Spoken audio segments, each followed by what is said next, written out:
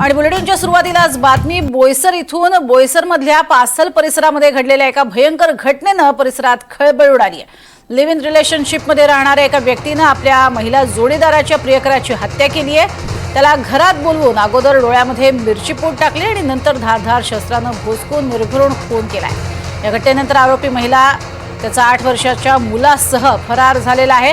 या प्रकरणी MIDC police ठाण्यामध्ये गुन्हा दाखल झाला असून पोलीस आरोपीच्या शोधात आहेत। अधिक माहिती घेऊयात मनोज सातवी यांच्याकडून। मनोज, नेमका काय हा सगळा प्रकार? अत्यंत निर्दयपणे अशी ही हत्याकांड झालेला आहे।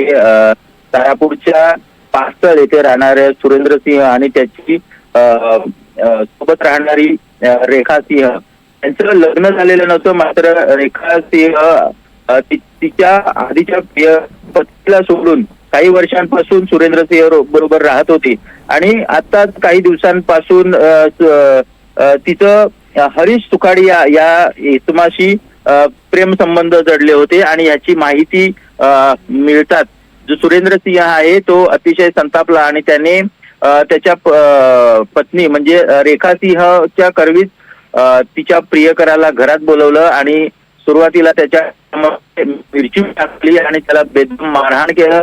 त्याचप्रमाणे धारदार चाकू त्याच्यावर सपासप वार केले आणि तो चाकू त्याच्या पोटात घुसकला आणि हा सर्व प्रकार अत्यंत भयानक होता की त्याच्या पोटामध्ये अर्धा चाकूचा तुकडा हा पोलिसांना आढळलेला आहे।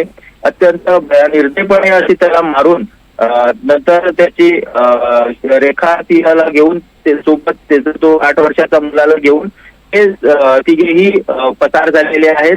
सध्या या प्रकरणी MIDC पोलीस ठाण्यामध्ये गुन्हा दाखल झालेला आहे आणि पोलीस सध्या या आरोपीच्या शोधात आहेत। मात्र संपूर्ण भयानक अशा हत्याकांडामुळे पालघरच्या बोईसरमध्ये एकच खळबळ उडालेली आहे। प्रज्ञा, नक्कीच अत्यंत दुर्दैवी घटना म्हणावी लागेल। तुर्तास धन्यवाद या संपूर्ण माहितीसाठी। तर लिव्ह इन पार्टनरच्या बॉयफ्रेंडची हत्या केली आहे आणि त्यानंतर लिव्ह इन मध्ये असणारे दोघे जण छोट्या मुलासह तिथून पळून गेलेले आहेत।